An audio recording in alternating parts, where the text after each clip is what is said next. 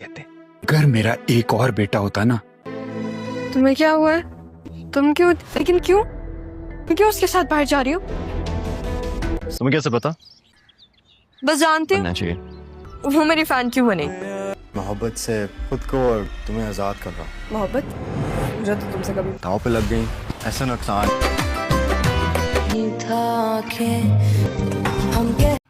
Drama serial अब ending की तरफ जा रहा है और हम देख रहे हैं कि शाज़िया को उसकी दोनों जुड़वा बेटियां मिल चुकी हैं। वो बहुत खुश है और मुतमईन हो गई है कि उसकी पिछड़ी हुई बेटी उसके साथ मिल गई है। लेकिन अब वो चाहती है कि वो जाकर फ़रहद से अपने ऊपर किए गए सारे मज़ालिम का हिसाब ले और उससे जाकर पूछे कि आखिर ऐसा करके उसको क्या मिला कि उसने उसकी एक बेटी तो उसको दे दी और एक बेटी छीन ली और उसकी शौहर की नज़रों में उसको गिरा दिया कि वो अपने घर से भाग गई है, जबकि उसने ऐसा कुछ गलत भी नहीं किया था।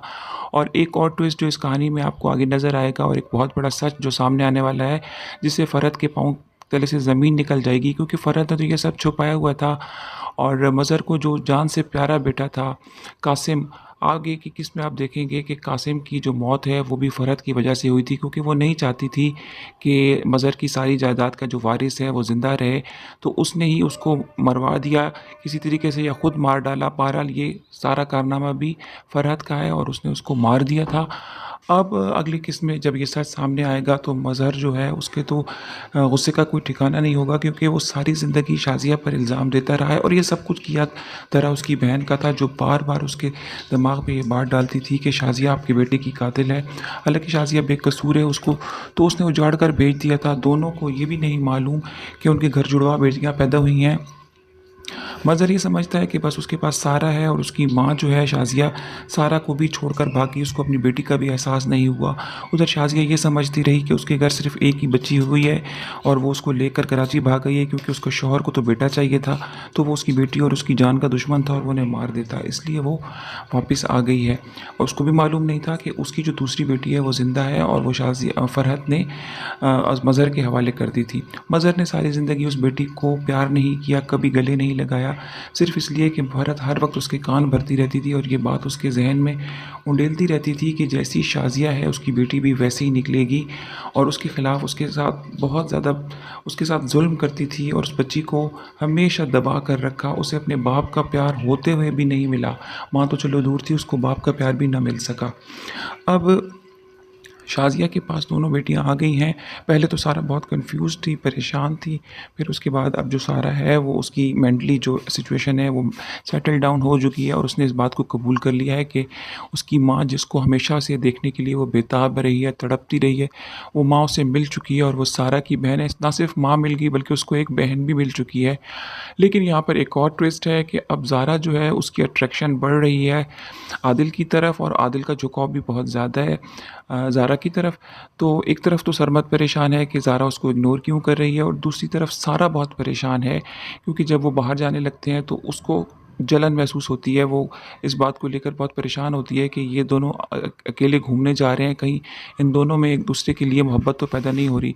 सारा बचपन से आदिल को पसंद करती है और उसके साथ शादी करना चाहती है, लेकिन ज़ारा को अभी तक इस बात का इल्म नहीं है कि उसकी बहन जो है वो बचपन से आदिल को पसंद करती है। वो शायद यही समझ रही है कि सारी सिचुएशन में फ़रहद और उसके बच्चे जो हैं वो सारा को नापसंद होंगे, लेकिन सारा का जो झुकाव है शुरू से आदिल की तरफ। लेकिन आदिल ही एक वाहिद शख्स था जो हमेशा उसको सपोर्ट करता रहा, उसको उसकी हिम्मत बंधाता रहा, यहाँ तक कि हैदराबाद को छोड़ने के लिए भी वो आदिल ही गया था उसको बस पर बिठाने के लिए, और उसी की वजह से वो वहाँ से बच निकली थी। तो उसको उसको बचपन से मोहब्बत थी आदिल के साथ। अब यहाँ पर अगली किस्त में ज़ारा को जब ये इल्म होगा, क्योंकि ज़ारा के इल्म में ये बात नहीं है, जैसे ज़ारा को ये इल्म होगा कि उसकी बहन सारा आदिल को पसंद करती है, तो वो कदम पीछे हटा लेगी और वो आदिल को कहेगी कि तुम कैसी बातें करो। जब आदिल उसको प्रपोज़ करेगा या शादी की बात करेगा तो वो कहेगी कि कैसी मोहब्बत और कौन सी मोहब्बत, मुझे मोहब्बत पर बिलीव नहीं है, ये तो फारिग लोगों का काम है और जिनके पास कोई काम नहीं होता वो मोहब्बत करते हैं। मुझे तो तुमसे मोहब्बत नहीं है, मैं तो तुमसे सिर्फ कज़न की हैसियत से मिल रही हूँ और दोस्त की हैसियत से मिल रही हूँ।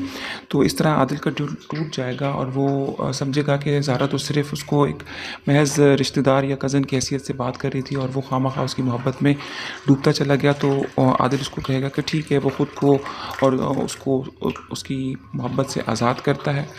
उसके बाद सारा जो है वो कहेगी कि मुझे अपने पापा से मिलना है और उनके घर जाना है। तो सारा जब ये ज़िद करेगी तो ज़हरा अपनी माँ को लेकर सारा के साथ जाएगी, क्योंकि वो चाहती है कि उसकी माँ का खौफ दूर हो जाए और ये सारा जो है मामला है ये सारा गुत्थी सुलझकर मज़हर के सामने आ जाए। तो अब जब ये वहाँ जाएंगे तो अचानक मज़हर जब देखेगा कि उसकी बीवी शाज़िया ज़िंदा है और उसकी 2 बेटियाँ हमशक्ल उसके सामने आएंगी, तो वो चकरा कर रह जाएगा, परेशान हो जाएगा कि उसको यही भी समझ नहीं आएगा कि इनमें से ज़ारा कौन है, सारा कौन है। तो ज़ारा उसको बताएगी कि अब तक जो उसके पास रही है वो ज़ारा थी, जो सारा बन कर रही है, और वो बार बार कहता था कि तुम इतनी बदल कैसे गई हो। तो वो बदल नहीं की, वो लड़की ही चेंज हो गई, क्योंकि वो बताएगी कि सारा तो मेरी जगह मेरे घर पर थी और मैं यहाँ पर आई थी सारा के सारे मामलात देखने के लिए। मेरी ज़िंदगी में आप नहीं थे, मुझे आपकी कमी हमेशा हर कदम पर महसूस हुई है, लेकिन मेरे नाना ने और मेरी माँ ने तरबियत मेरी ऐसी की है कि मैं बहुत कॉन्फिडेंट हूँ, ज़िंदगी के हर मामलात में आगे बढ़ चढ़ कर हिस्सा लेती हूँ और किसी से डरती नहीं हूँ। तो मज़हर जो है वो ये देख कर थोड़ा सा शर्मिंदा हो जाएगा और शाज़िया आगे बढ़कर उससे पूछेगी कि तुम ये नहीं पूछोगे कि मैं घर से भागी क्यों थी। मज़हर उस पर गुस्सा होगा कि तुमने अपने बेटे का कत्ल कर दिया और उसके बाद तुम एक बच्ची को लेकर भाग गई, मुझे बताया भी नहीं कि तुम्हारे पास एक बच्ची है। तो शाज़िया उसको कहेगी कि ये तो मैं पूछने आई हूँ कि तुम्हारी बहन से और तुमसे, कि तुम्हारी बहन ने मुझे वहाँ से भगा दिया था कि तुम मुझे और मेरी बेटी को मार दोगे क्योंकि तुम्हें तो बेटा चाहिए। तो इसने ज़बरदस्ती मुझे वहाँ से भगा दिया था कि अगर अपनी जान और अपनी बच्ची की जान चाहती हो तो यहाँ से भाग जाओ। और इसने मुझे ये भी नहीं बताया कि मेरी जुड़वा बेटियों में से दूसरी बेटी भी ज़िंदा है और वो आपके पास है। तो आपको भी नहीं बताया कि एक बेटी मेरे पास है।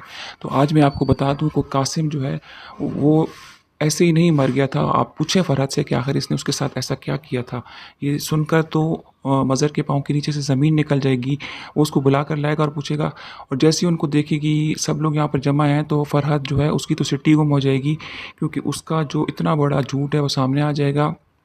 उसने कभी सोचा भी नहीं था कि शाज़िया जो है वो ज़िंदा सलामत सामने खड़ी होगी, क्योंकि अब तक उनको यही बताया गया था कि उसने ख़ुदकुशी कर ली और वो मर गई है। तो फ़रहद की तो जान छूट गई थी, लेकिन अब ये नया मामला सामने आ गया। शाज़िया भी ज़िंदा खड़ी है और 2 बेटियां भी उसके सामने आ गई हैं। मज़हर उससे पूछेगा लेकिन उसको सही जवाब नहीं बन पाएगा और मज़हर जो है उसके मुँह पर थप्पड़ मारेगा रख के और बोलेगा कि मैंने तुम्हारा और तुम्हारे बच्चों का इतना, और तुमने मेरी और मेरी औलाद के साथ, मेरी बीवी के साथ क्या किया। तुम इस काबिल ही नहीं हो, तुम्हें अपने घर में रखा जाए, तुम्हारा इतना ख्याल किया जाए। तुम तो आस्तीन का सांप हो, दफ़ा हो जाओ मेरी नज़र के सामने से और मेरे घर से निकल जाओ। और वो शाज़िया से माफ़ी मांगेगा कि वो उस दिन अगर उसके एक मौका दे देता, उससे बात कर लेता, तो शायद उनके दोनों की ज़िंदगी इस तरह तबाह ना होती और उनके बच्चे इस तरह तकसीम ना होते। शाज़िया से कहेगा कि तुम मुझे माफ़ कर दो, मैं बहुत खुश हूँ कि तुम मुझे ज़िंदा मिल गई हो और मेरी बेटियाँ दोनों मेरे सामने खड़ी हैं। और ज़ारा की जो तरबियत है वो मैं देख चुका हूँ, वो बहुत अच्छी है, बहुत तरीके से उसने सारे मामलात को हैंडल किया है। तो आने वाली केस बहुत शानदार होने वाली है। वीडियो को लाइक कर दीजिए, चैनल को सब्सक्राइब कर दीजिए।